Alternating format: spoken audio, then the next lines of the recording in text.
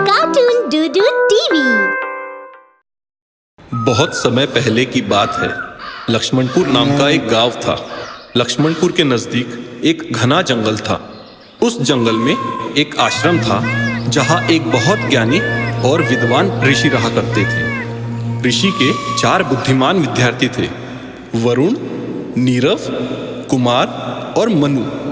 एक दिन ऋषि अपने विद्यार्थियों से कहते हैं, शिष्यों, आज तक तुमने इस आश्रम में जो सीखा है वो तुम्हें आगे जीवन भर लाभकारी रहेगा। परंतु एक बात सदैव याद रखना, ज्ञान यदि बांटा ना जाए और उसका सही उपयोग ना किया जाए तो वो ज्ञान अज्ञानता के बराबर होता है। मैं चाहता हूँ कल तुम सभी लक्ष्मणपुर जाओ और अपनी शिक्षा का उपयोग समाज के कल्याण में और दुखी लोगों की सहायता में करो। यही तुम्हारी आखिरी परीक्षा होगी। जी गुरुदेव। उस रात चारों मित्र इस बात पर चर्चा करते हैं कि आखिर गांव में परीक्षा कैसे हो सकती है। उन चारों में से वरुण, नीरव और कुमार उस आश्रम के सबसे तीव्र बुद्धि और चतुर विद्यार्थी थे। पर तीनों विद्यार्थियों को अपने अपने कौशल पर बहुत अभिमान था। मुझसे बेहतर कोई नहीं। मैं ही सबसे उत्तम हूँ। मेरे जैसा इस जग में कोई नहीं। जब मेरे पास तुम जैसे मित्र हैं तो मैं कभी असफल हो ही नहीं सकता। जहां इन तीनों को अपने अपने ज्ञान और कौशल पर घमंड था, वही मनु इन सबसे अलग और शांत स्वभाव का था। उसे अपने ज्ञान पर, कौशल पर या किसी भी बात पर कोई अभिमान नहीं था। अगले दिन सुबह सुबह सूरज की पहली किरण के उगते ही चारों मित्र अपने झोले में जरूरत का सामान लेकर गांव की ओर चल देते हैं। वो लोग रास्ते से गुजर रहे होते हैं जब उनका ध्यान एक रोते हुए बच्चे की तरफ जाता है। क्या हुआ नन्हे बालक, तुम रो क्यों रहे हो? मुझे हाथ पर चोट लगी है, जिस वजह से बहुत पीड़ा हो रही है। कोई बात नहीं, मैं अपने ज्ञान की शक्ति से तुम्हें अभी ठीक कर देता हूँ। वरुण कोई मंत्र बुदबुदाता है और बच्चे के हाथ का घाव ठीक हो जाता है। वरुण के पास घाव को ठीक करने की जादुई शक्ति होती है, जिससे वह बच्चे के हाथ का घाव ठीक कर देता है। घाव के ठीक होते ही बालक खुश हो जाता है और वरुण से धन्यवाद कहता है। धन्यवाद मुनिवर। वो चारों वहां से आगे बढ़ते हैं। कुछ समय के बाद उन्हें एक आदमी नजर आता है जो बहुत दुखी है। दुखी आदमी जमीन पर उदास बैठा है। उसके नजदीक ही एक बड़ा सा लकड़ी का पहिया है जो 2 टुकड़ों में टूटा है। नीरव उससे पूछता है, क्या हुआ मित्र, तुम इतने उदास क्यों हो? मैं बहुत दुखी हूँ मुनिवर। मित्र, क्या हम तुम्हारे दुख का कारण जान सकते हैं? मुनिवर, मेरी बैलगाड़ी का एक पहिया टूट गया है। मैं चिंतित हूँ कि इतना सारा सामान अब मैं बाजार कैसे ले जाऊंगा। ओह, बस इतनी सी बात है?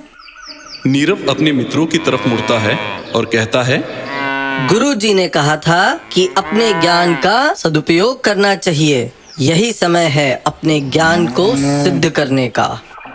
नीरव एक मंत्र बुदबुदाता है और पहिए के दोनों टुकड़े जुड़कर पूरा पहिया बन जाते हैं। यह देखकर वो आदमी अचंभित हो जाता है। धन्यवाद धन्यवाद मुनिवर, प्रभु आपकी हर इच्छा पूरी करे। चलते चलते वो थोड़ा और आगे बढ़ते हैं तो उन्हें एक रोती हुई छोटी बच्ची नजर आती है। बच्ची को देखकर कुमार कहता है, क्या हुआ बेटी, तुम रो क्यों रही हो? मैं इस पौधे को रोज पानी देती हूँ। आज न जाने किसने इसका फूल तोड़ दिया। अच्छा, तो ये बात है। कुमार अपने दोस्तों की तरफ मुड़ता है और कहता है, अब देखो मेरे ज्ञान की शक्ति का कमाल। कुमार मन में कोई मंत्र बुदबुदाता है और टूटा हुआ फूल अपनी जगह पर जाकर अपने आप जुड़ जाता है। बच्ची खुशी से खिलखिलाने लगती है। यह देखकर वरुण कहता है, हम सबको अपने अपने ज्ञान में महारत हासिल है। मुझे तो यह शंका हो रही है, संध्या को जब हम वापस आश्रम पहुंचेंगे तो गुरुजी के लिए यह तय करना कठिन होगा कि परीक्षा में कौन सफल हुआ। सफलता का तो पता नहीं मित्र, पर हाँ, मनु जरूर असफल कहलाएगा। यह सुनकर सभी ठहाके लगाकर हंसते हैं, पर मनु के चेहरे पर हल्का सा स्मित इस बात को दर्शाता है कि उसे किसी भी तरह का दुख या ईर्ष्या नहीं है। जब मेरे पास तुम जैसे मित्र हैं, तो मैं कभी असफल हो ही नहीं सकता। मुझे लगता है हम गांव में बहुत समय बिता चुके हैं। अब हमें आश्रम लौटना चाहिए। हाँ, तुमने बिल्कुल सही कहा। हमें अब लौटना चाहिए। शाम ढलने लगती है और चारों मित्र जंगल से अपने आश्रम की ओर जा रहे होते हैं। कुछ समय के पश्चात चलते चलते उन्हें अचानक राह में एक कंकाल नजर आता है। अरे वो देखो, ये तो किसी जानवर का कंकाल लगता है। यह कंकाल किसी और का नहीं बल्कि एक शेर का है। मैं अपने ज्ञान से इस कंकाल को जोड़कर इस शेर का ढांचा खड़ा कर सकता हूँ। देखो, मैं तुम्हें अभी दिखाता हूँ। वरुण को इस कंकाल से अपनी पूरी कुशलता दिखाने का मौका मिलता है। आखिर गुरुजी से सबसे उत्तम शिष्य होने का इनाम जो लेना था। लेकिन ऐसा करने की कोई जरूरत नहीं है। तू चुप कर मनु, तू तो बुद्धू का बुद्धू ही रहेगा। देख मेरा कमाल। वरुण मन में कुछ मंत्र बुदबुदाता है और देखते ही देखते सारी हड्डियां जुड़कर एक ढांचे का रूप ले लेती है। वाह वाह मित्र, तुमने तो अपने ज्ञान की कुशलता दिखा दी। अब मुझे दिखाने दो।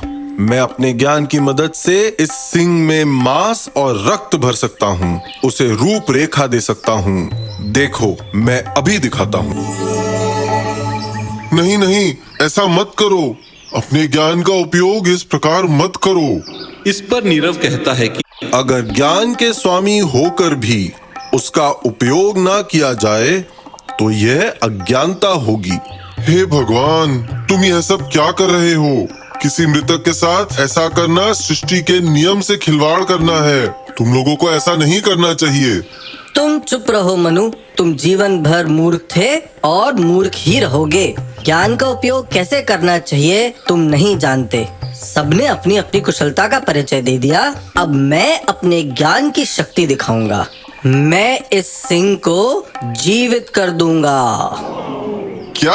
कहीं तुम पागल तो नहीं हो गए? इतना बड़ा अनर्थ मत करो। तुम जिसे अनर्थ कह रहे हो वो ज्ञान की शक्ति है मनु। तुम नहीं समझ सकते। देखो, अब मैं क्या दिखाता हूँ। ठहरो ठहरो, अगर तुम लोग अपनी जिद पर अड़े हो तो कोई क्या ही कर सकता है। बस मेरी एक विनती है, मुझे पहले पेड़ पर चढ़ जाने दो। ठीक है मनु, तुम पेड़ पर चढ़ ही जाओ। मनु एक पेड़ पर चढ़ के बैठ जाता है।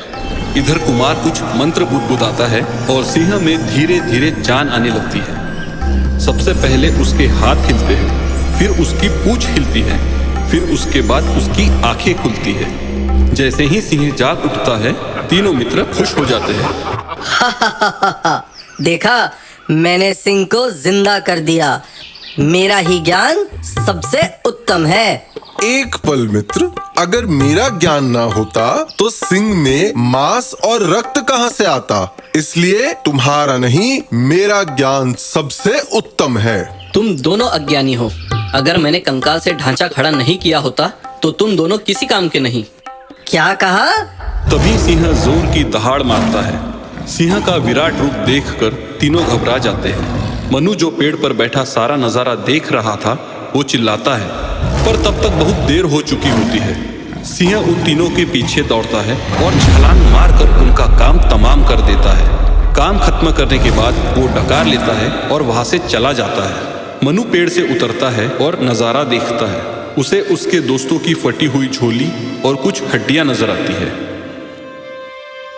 मित्रों, ऐसा ज्ञान किसी काम का नहीं जो तुम्हारी आंखों पर अभिमान की पट्टी बांध दे और तुम सामान्य ज्ञान भूलकर अपनी जान गंवा बैठो।